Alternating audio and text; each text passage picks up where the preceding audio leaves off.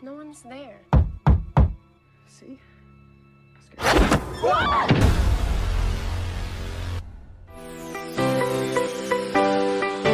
Halo Sinopsis dimanapun kalian berada, bagaimana kabarnya? Kembali lagi bersama saya Jajang, orang malas yang hobinya nyusahin orang tua pastinya.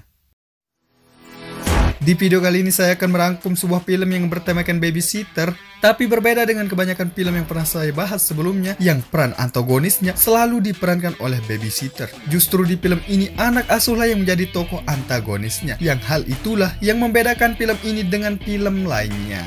Penasaran? Seperti biasa Joey Kramer menggunakan handspeed sebagai rebahan. Selamat menonton dan intronya.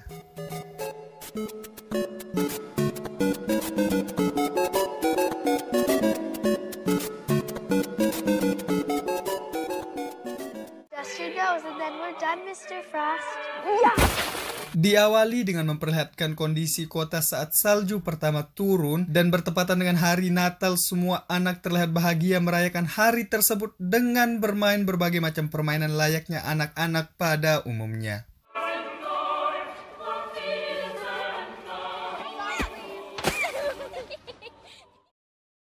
Selanjutnya kisah akan berfokus ke sebuah rumah yang dikepalai oleh orang bernama Robert dan istri bernama Leonard, dan dari pernikahan mereka terciptalah seorang anak bernama Lucas yang merupakan satu-satunya anak yang berhasil mereka buat karena mereka yang terlalu sibuk dengan pekerjaan.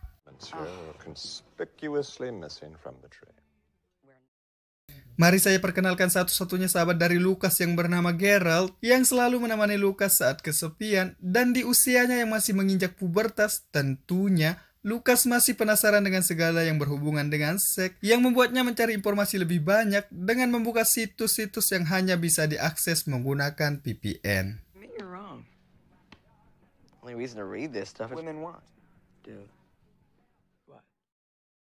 Di sisi lain, Robert yang masih tersibukkan dengan pekerjaannya lantas menyewa seorang babysitter cantik bernama Ashley. Dan ini pemuaknya, di mana hal itu bertujuan untuk menjaga rumah dan anaknya selama 1 malam saja. Go on, Luke, and then we can hang out. Yeah, come on. Grab the garbage and I'll get the... Bersamaan dengan itu juga Girls yang merupakan sahabat satu-satunya juga pamit karena ada sesuatu yang harus ia selesaikan, sehingga menyisakan Lucas dan Ashley saja di rumah tersebut. Mantul nggak tuh? So what do you want to do? Movie?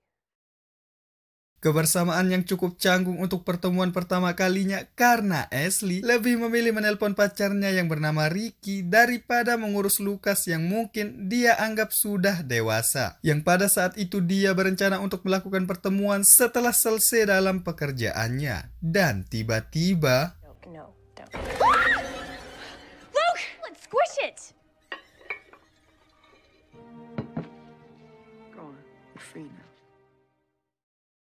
Tidak terima dengan sikap cuek dari babysitternya, lantas ia pun mencari perhatian Ashley dengan meminum minuman beralkohol milik ayahnya, yang dimana dengan bangganya ia mengatakan bahwa ia bisa saja menghabiskan 1-2 botol saat bersama sahabatnya. Whole bottle. He puked so bad. He can't hold his liquor like me. Wow, Ashley yang bertanggung jawab atas dirinya pada saat itu lantas mengambil minuman itu demi menjaga reputasinya sebagai babysitters kepercayaan keluarga Robert. Berniat membuangnya, tapi melihat isinya yang masih banyak, dia pun mencicipinya dan secara tidak langsung aksinya tersebut dilihat langsung oleh Lucas. Sehingga ia pun memutuskan melanjutkan minum dengan Lucas dan berjanji untuk tidak melaporkan satu sama lain. Me? What about you, mister? I think you're pretty cool. Dan untuk mengisi malam yang begitu panjang, mereka pun menonton film dan tiba-tiba sebuah pesanan pizza datang yang membuat Emily kebingungan. Tapi Lucas menjelaskan mungkin saja ayahnya yang telah memesan pizza itu sebelum pergi meninggalkan mereka. It's probably my dad. Here, keep the change. Pada saat mereka menonton film, Lucas pun memulai aksinya dengan adegan-adegan permulaan seperti menaruh tangan di atas paha, menyadarkan kepala, tapi pada akhirnya ia pun gagal karena HP dari Emily berbunyi yang serentak membuat mood dari Lucas hancur. Karena hal tersebut, Johnny yang sudah siap tempur seperti angka 1 seketika tumbang karena si cewek sudah pergi. Sakit nggak tuh? Look, I'll be back in 1 second, okay? See you later, maybe. Okay. Bye-bye. Tidak ingin gagal untuk yang kedua kalinya, Lucas yang begitu antusias menunggu sebuah momen dan begitu ada kesempatan, dia pun tidak menyia-nyiakannya. Tapi Emily menolaknya karena menganggap Lucas yang masih bocah dan kemudian telepon rumah pun berbunyi, yang dimana penelponnya adalah Mas terlibat yang tidak mau bicara. Why? What? No, just because, Luke. Look, learn a residence. Are you gonna talk? Merasa ia yang dipermankan, Ashley pun memutuskan keluar untuk menemui orang tersebut. Dan dia pun dikejutkan dengan pintu belakang yang terbuka, seolah-olah ada seseorang yang menyelinap masuk ke rumah itu.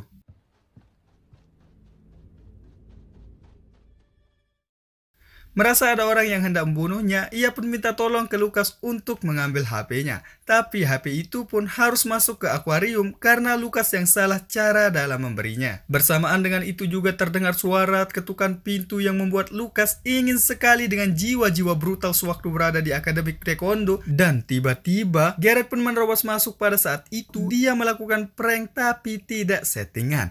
Coba disetting, pasti endingnya bikin baper. Hi, how are you? Get off! Like, You asshole! what the hell, man? Come on, I'm just checking up on you. Dan ternyata bukanlah Garrett yang melakukan perbuatan iseng tersebut, melainkan ada orang lain selain mereka bertiga yang juga berada di rumah tersebut. Ashley yang bertanggung jawab atas keselamatan mereka lantas menjadi tameng untuk melindungi mereka dan kemudian mengecek seluruh ruangan di rumah tersebut. Don't leave us alone. Okay, but just stand right behind me.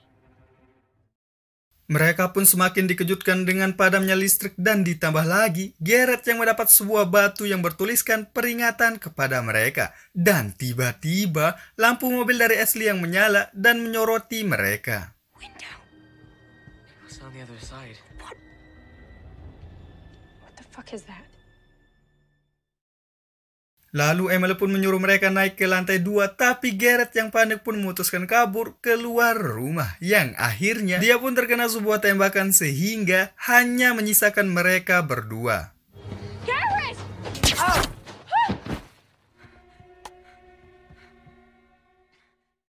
Daripada terus-terusan kabur dan bersembunyi, Lucas menyarankan untuk mengambil sebuah pistol di kamar ayahnya. Melihat senjata yang dibawa oleh orang misterius tersebut berbeda jauh dengan yang dia pakai, akhirnya mereka pun memutuskan bersembunyi dan memikirkan sebuah cara untuk bisa membunuhnya.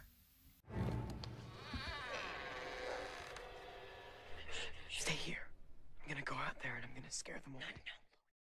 Ketika orang misterius tersebut berada di kamar yang sama dengan mereka, Ashley pun menyadari sesuatu yang janggal, yang dimana topeng yang digunakan oleh orang tersebut merupakan topeng dari Lucas. Dan iya, orang tersebut adalah Garrett yang sedang ngeprank yang kedua kalinya. Tapi yang kedua ini merupakan settingan dari Lucas dan Garrett, sehingga endingnya cukup baper. Anjir nggak tuh?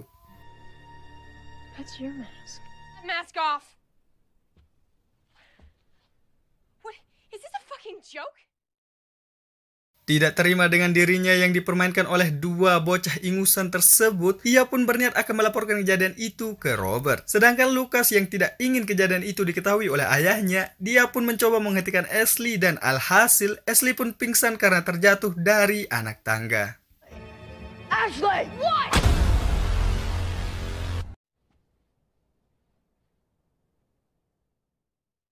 Layaknya film-film psikopat pada umumnya, setelah mengikat targetnya, mereka pun melakukan permainan-permainan konyol seperti yang dilakukan Lucas di film ini. Dimana target dan pemainnya harus memilih antara jujur dan tantangan. Jika tidak, maka nyawalah yang akan menjadi taruhannya. Anjir nggak tuh? Truth or dare, Ashley? Don't make me point the gun at you. Untuk pertama, Ashley pun diberikan kesempatan terlebih dahulu untuk memilih yang pada saat itu ia memilih jujur. Dan karena jawaban tidak memuaskan hati Lucas, dia pun harus mendapatkan sentuhan lembut di bagian anjir. Right or left? Oh. That is nice.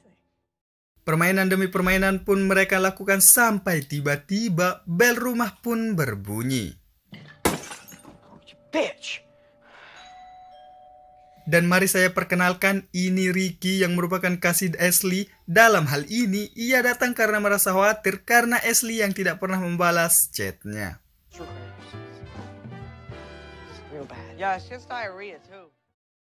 Menyadari ada yang aneh, lantas Ricky pun mengecek segala sudut ruangan di rumah tersebut. Sedangkan Lucas dengan tongkat baseballnya menyusul. Kemudian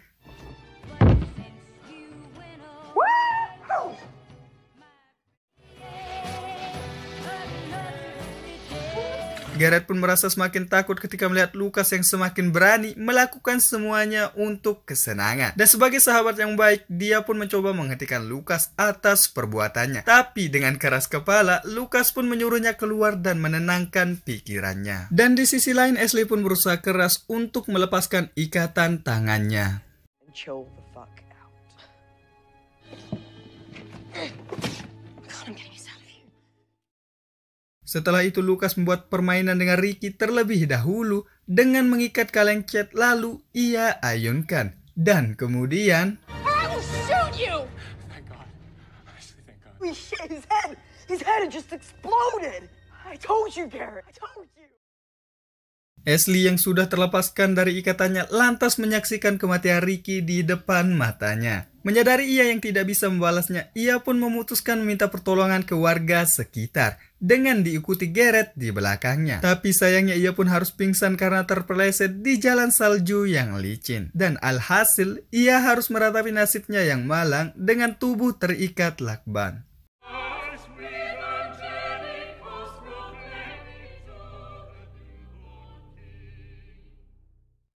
Dan untuk mencegah kejadian itu diketahui oleh polisi, dia pun memutuskan untuk membunuh Ashley dengan menggoreskan lehernya menggunakan pisau. Kemudian menghapus semua sidik jarinya di semua benda yang pernah ia gunakan. Kemudian ia pun terlihat bahagia karena telah membereskan semua barang bukti. Lalu kembali ke kamarnya untuk berpura-pura tidur. Dan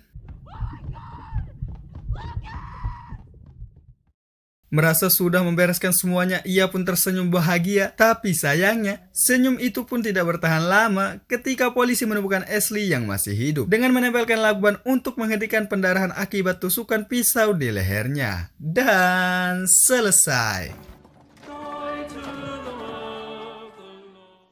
Film yang cukup bikin Jajang emosi karena mengingat si Ricky yang merupakan seorang yang laki banget. Kenapa harus takut coba? Sama bocah lagi. Coba aja diganti sama Jajang. Web out itu bocah. Oke, kita berjumpa lagi di video berikutnya. Bye.